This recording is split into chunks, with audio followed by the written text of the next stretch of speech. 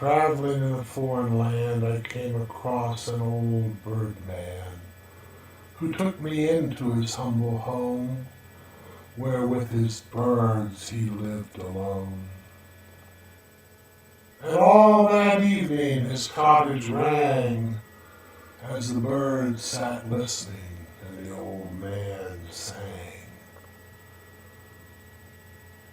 His voice was as strong as an eagle's cry, as mournful as the gray dove's sigh.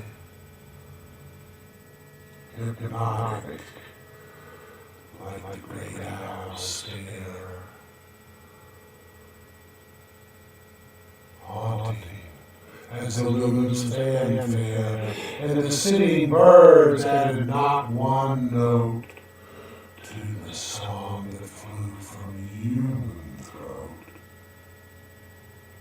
On and on throughout the night, the old man raised his song in flight.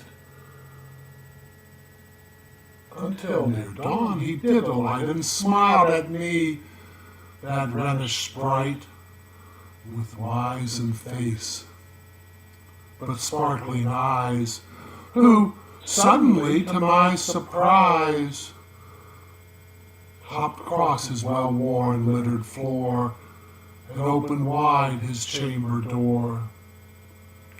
Then the birds, as men leave church, arose as one from off their perch, and through the door, burst through the door, to fly, to soar.